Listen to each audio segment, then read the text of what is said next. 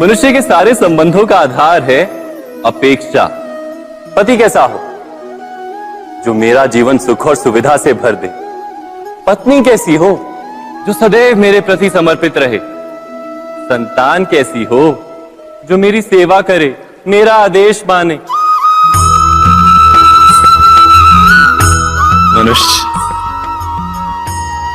मनुष्य उसी को प्रेम भी कर पाता है जो उसकी अपेक्षा पूर्ण करता है। और अपेक्षा की तो नियति है भंग होना। कैसे?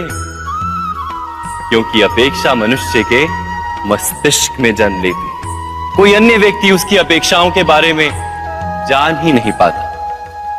पूर्ण करने की प्रामाणिक इच्छा हो तब भी कोई मनुष्य किसी की अपेक्षाओं को पूर्ण नहीं कर पाता। और वहां से जन्म लेता है संघर्ष। सारे संबंध संघर्ष में परिवर्तित हो जाते। पर मनुष्य अपेक्षा को संबंध का आधार ना बनाए और स्वीकार करे केवल संबंध का आधार, तो क्या ये जीवन स्वयमेव सुख और शांति से नहीं भर जाएगा? स्वयं विचार कीजिएगा।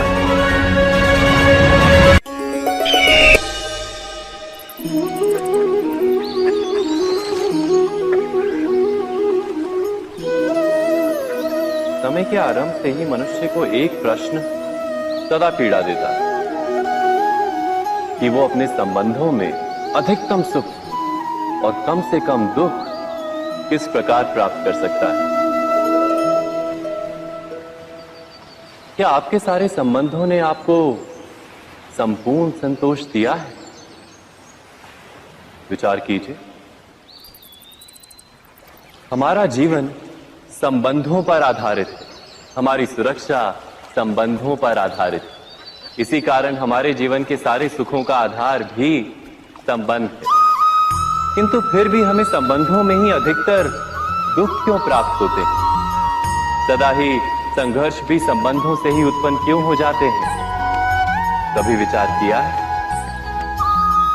जब कोई व्यक्ति किसी अन्य व्यक्ति के विचार अथवा कार्य को स्वीकार नहीं करता, उसमें परिवर्तन करने का प्रयत्न करता है, तो संघर्ष जन्म लेता है।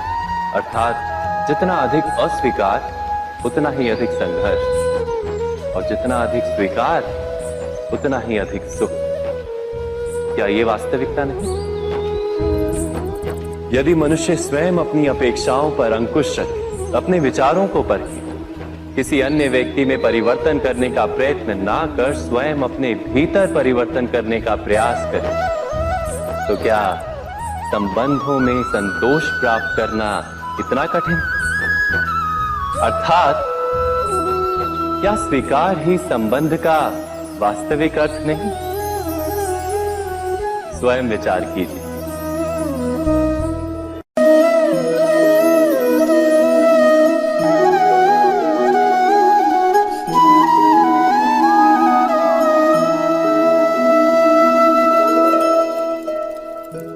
जब किसी व्यक्ति को किसी घटना में अन्याय का अनुभव होता है, तो वो घटना उसके अंतर को झकझोर देती। समस्त जगत उसे अपना शत्रु प्रतीत होता है। अन्याय लगने वाली घटना जितनी बड़ी होती है, मनुष्य का हृदय भी उतना ही अधिक विरोध करता है। उस घटना के उत्तर में वो न्याय मांगता है, और ये योग्य भी है। वास्तव में समाज में किसी भी प्रकार का अन्याय व्यक्ति की आस्था और विश्वास का नाश है। किंतु ये न्याय क्या है? न्याय का अर्थ क्या है? अन्याय करने वाले को अपने कार्य पर पश्चाताप हो और अन्याय भुगतने वाले के मन में फिर से विश्वास जगे समाज के प्रति। इतना ही अर्थ है ना न्याय का। किंतु जिसके हृदय में धर्म नहीं होता, वो न्याय को छोड़कर बैर और प्रतिशोध को अपनाता है। हिंसा के बदले प्रतिहिंसा की भावना लेकर चलता है। स्वयं भोगी हुई पीड़ा से कहीं अधिक पीड़ा देने का प्रयत्न करता है और इस मार्ग पर चलते अन्याय को भुगतने वाला स्वयं अन्याय करने लगता है। शीघ्र ही वो अपराधी बन जाता है, अर्थात न्याय और प्रतिशोध के बीच बहुत कम अंतर होता है और इसी अंतर का नाम है धर्म। क्या ये सत्य नहीं? स्वयं विचार कीजिए।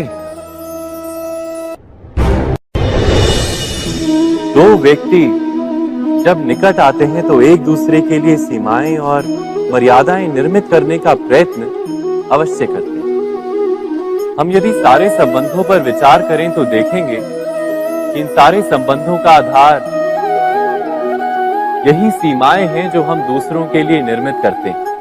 और यदि अनजाने में भी कोई अन्य व्यक्ति इन सीमाओं को तोड़ता है तो उसी क्षण हमारा हृदय क्रोध से भर जाता है।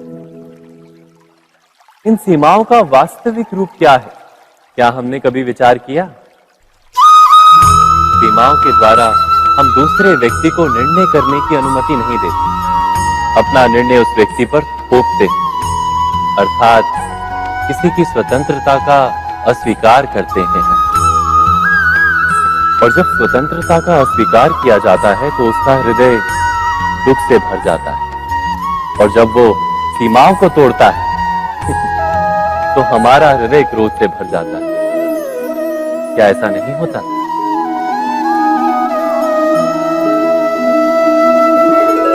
पर यदि एक दूसरे की स्वतंत्रता का सम्मान किया जाए तो किसी मर्यादाओं या सीमाओं की आवश्यकता ही नहीं होती। अर्थात जिस प्रकार स्वीकार किसी संबंध का देह है, क्या वैसे ही स्वतंत्रता किसी संबंध की आत्मा नहीं? स्वयं विचार कीजिए।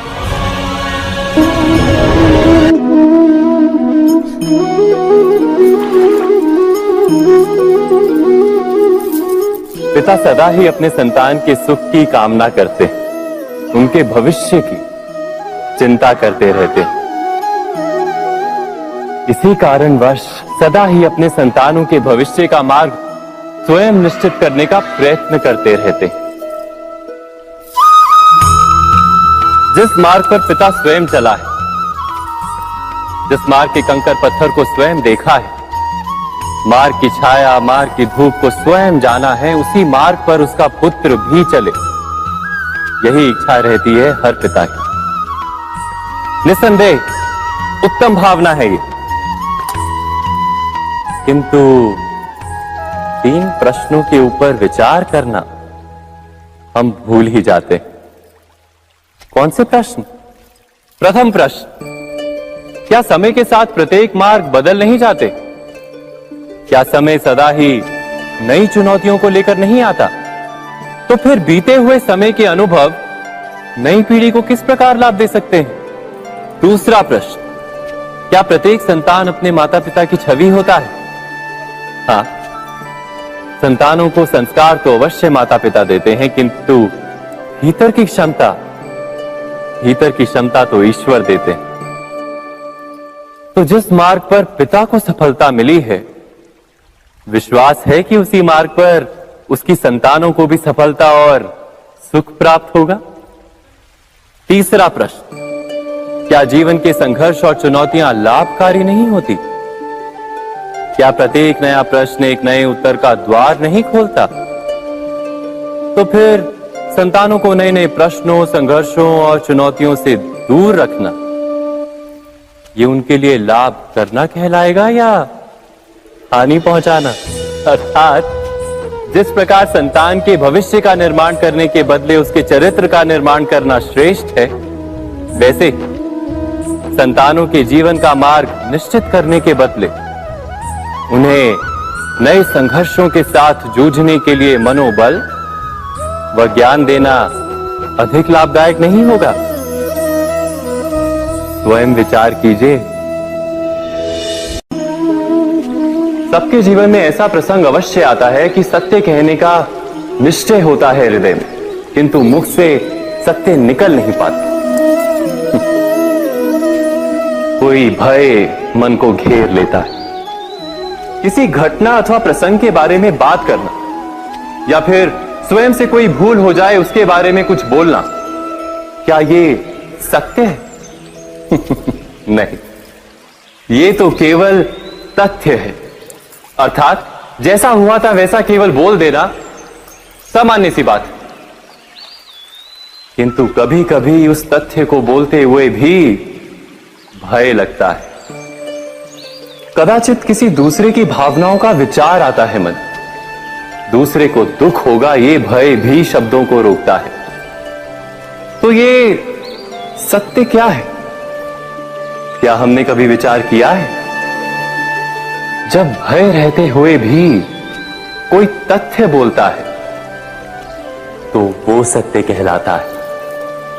वास्तव में सत्य कुछ और नहीं, केवल निर्भयता का दूसरा नाम है। और निर्भय होने का कोई समय नहीं होता, क्योंकि निर्भयता आत्मा का स्वभाव है। अर्थात क्या प्रत्येक क्षण सत्य बोलने का क्षण नहीं होता?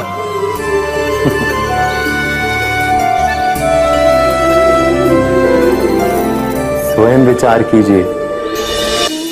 जब भी किसी की आशा और इच्छा भंग होती है तो उसका हृदय क्रोध से भर जाता है। जिस व्यक्ति को वो अपना अपराधी समझता है उसे दंड देने का प्रयत्न करता है। पर क्या हमारी इच्छा या आशा का भंग होना क्या सदा ही किसी का अपराध होता है? इच्छाओं के अपूर्ण रहने के तो कई कारण हो सकते हैं। कुछ तो संजोग के कारण अधूरी रह जाती हैं और कुछ नियति के कारण। और कभी कभी इच्छाओं का स्वरूप ही ऐसा होता है कि वो पूर्ण नहीं हो पाती। बिना परिस्थिति पर विचार किए किसी को अपराधी मान लेना न्याय नहीं, प्रतिशोध है। न्याय का आधार तो दया है, करुणा है, और प्रतिशोध का आधार क्रोध, अहंकार। अर्थात हृदय में करुणा धारण किए बिना किसी के अपराध के विषय में विचार करना, किसी को दंड देना, क्या अपने आप में ही अन्याय नहीं? स्वयं विचार कीजिए।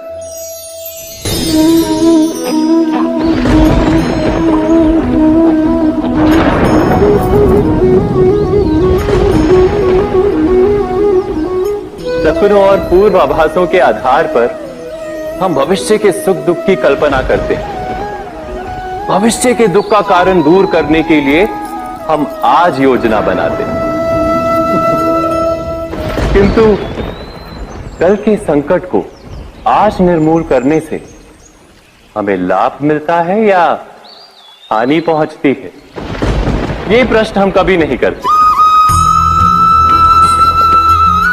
सत्य तो ये है कि संकट और उसका निवारण साथ जन से, व्यक्ति के लिए भी और सृष्टि के लिए भी। नहीं, आप अपने भूतकाल का स्मरण कीजिए, इतिहास को देखिए। आप तुरंत ही ये जान पाएंगे कि जब जब संकट आता है तब तब उसका निवारण करने वाली शक्ति भी जन्म लेती है। यही तो जगत का चलन है। वस्तुतः संकट ही शक्ति के जन्म का कारण है। प्रत्येक व्यक्ति जब संकट से निकलता है तो एक पद आगे बढ़ा होता है, अधिक चमकता है, आत्मविश्वास से अधिक भरा होता है, न केवल अपने लिए अपितु विश्व के लिए भी।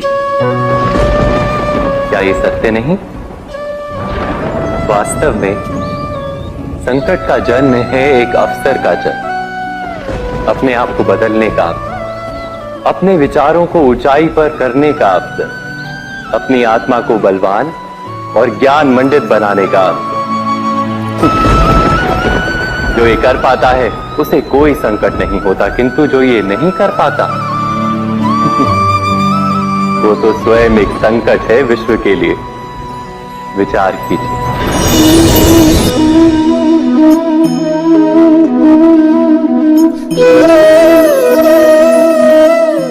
परंपरा में धर्म बसता है और परंपराएं ही धर्म को संभालने का कार्य करती हैं, ये सत्य है। पर क्या केवल परंपरा ही धर्म है? विचार कीजिए। सत्य तो यह है कि जिस प्रकार पाषाण में शिल्प होता है, उसी प्रकार परंपरा में धर्म होता है। इस पत्थर में शिल्प है, ये पत्थर शिल्प नहीं। शिल्प को उजागर करने के लिए उसे तोड़ना पड़ता है, अनावश्यक भागों को दूर करना पड़ता है। ठीक उसी प्रकार परंपराओं में धर्म ढूंढना पड़ता है। जिस प्रकार इंद्र पूजा की परंपरा को तोड़कर गोवर्धन पूजा का धर्म ना ढूंढा जाता, तो यादवों को उनकी मुक्ति का मार्ग नहीं मिल पाता। अर्थात परंपरा को पूर्णता छोड़ देने वाला धर्म से वंचित रह जाता है, और परंपरा का अंध अनुकरण करने वाला भी धर्म को प्राप्त नहीं कर पाता।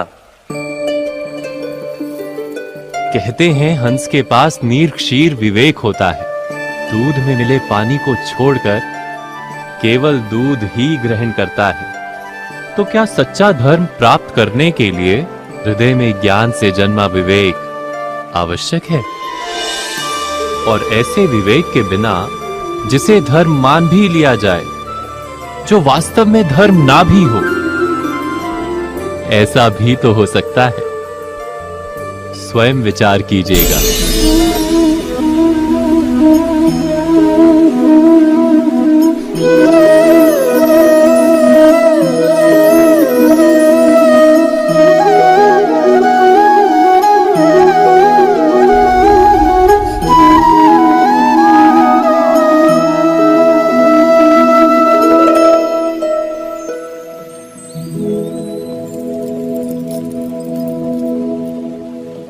भविष्य के आधार पर सब आज का निर्णय लेना चाहते हैं। भविष्य में सुख मिले, भविष्य सुरक्षित हो, ऐसे निर्णय आज लेने का प्रयत्न रहता है सबका। आप अपने जीवन को देखिए। क्या आपके अधिकतर निर्णय के पीछे भविष्य का विचार नहीं होता? और हो भी क्यों ना, अपने जीवन को सरल और सुखमय बनाने का प्रयत्न करने का अधिकार सबका है।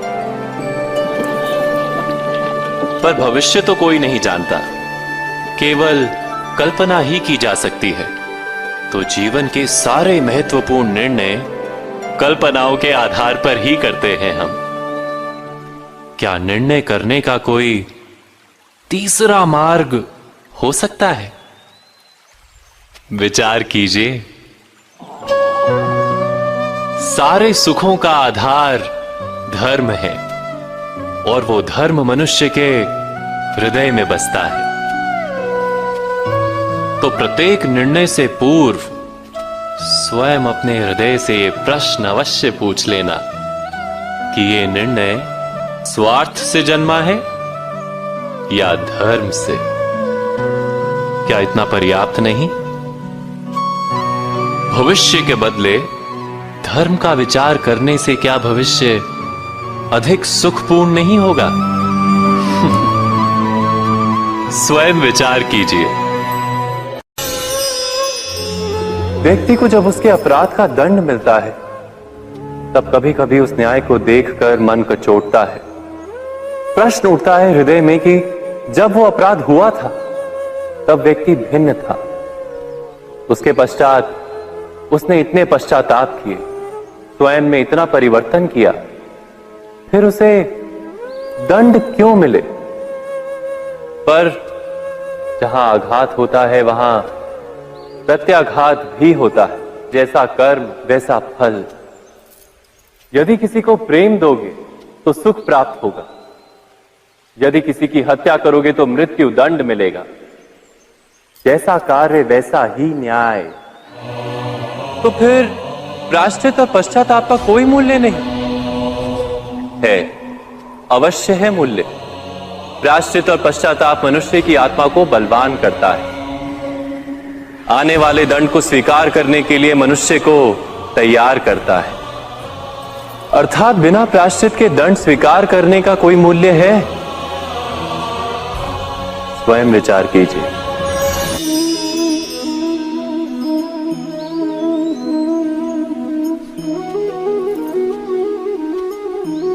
जब अपने किसी अच्छे कार्य के उत्तर में दुख प्राप्त होता है अथवा किसी को उसके दुष्ट कार्य में सुख मिलता है, तो मन अवश्य ये विचार करता है कि अच्छा कार्य करने का, धर्म के मार्ग पर चलने का तात्पर्य क्या है। पर दुष्ट आत्मा को क्या प्राप्त होता है ये भी देखिए। दुष्टता करने वाला हृदय सदा चंचल रहता है, अकुलाता रहता है। मन में सदा नए नए संघर्ष उत्पन्न होते हैं। अविश्वास उसे जीवन भर दौड़ाता है।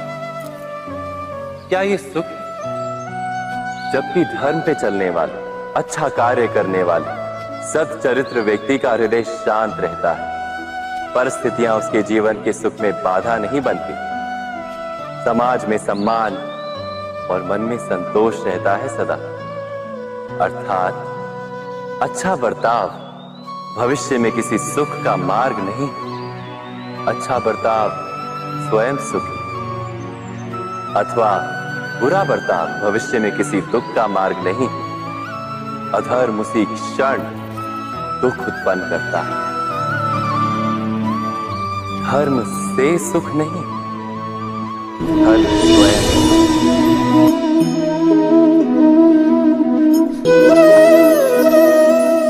सत्ता की लालसा सबके हृदय को घेरे रहती है। प्रत्येक व्यक्ति अपना एक राष्ट्र निर्मित करने का प्रयत्न अवश्य करता है। फिर वो राष्ट्र कुरु राष्ट्र की भांति बहुत बड़ा हो या फिर अपने परिवार तक सीमित हो, वो सत्ता प्राप्त करने का प्रयास अवश्य करता है।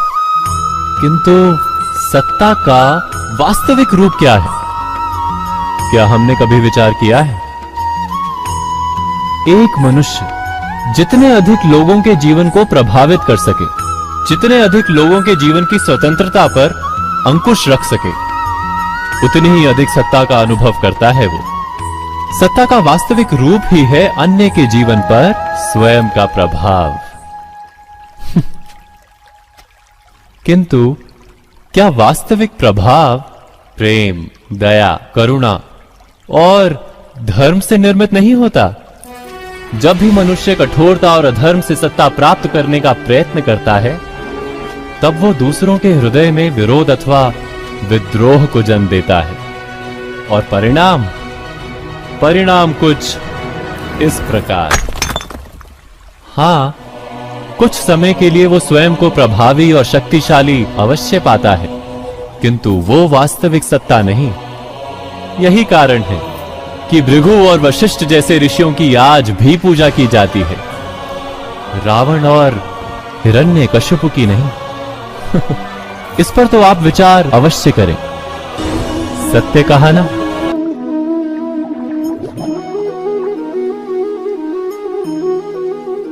इस संसार में आने वाला प्रत्येक बालक संपूर्णतः संस्कार रहित होता है। उसके अंतर पर ना किसी अच्छे संस्कार के चिन्ह अंकित होते हैं, ना ही बुरे संस्कार के।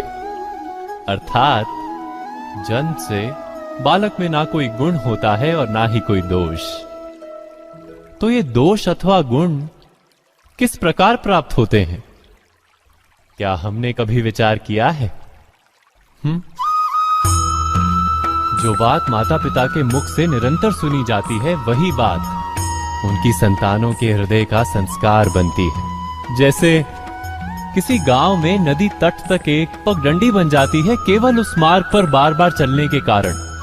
अर्थात माता पिता के हृदय की इच्छाएं उनकी संतानों के हृदय का दोष अथवा गुण बनकर जन्म लेती हैं। क्या ये सत्य नहीं? पर फिर भी जब उनकी संतानों में कोई दोष दिखाई देता है, तो माता पिता आश्चर्य और दुख से भर जाते हैं। माता पिता का हृदय ये प्रश्न करता है कि उनकी संतानों में ये कुसंस्कार आए कहां से? सत्य तो यही है कि माता पिता अपनी संतानों को अनजाने में ही कुसंस्कार के बीज दे देते हैं, जो उनके संतानों की हृदय भूमि पर कुसंस्कार का वृक्ष बनकर उगता है। अर्थात अपनी संतानों को सुसंस्कारी और धर्ममय बनाने की आशा रखने वाले प्रत्येक माता पिता को प्रथम अपने हृदय की इच्छाओं पर अंकुश रखना क्या अनिवार्य नहीं?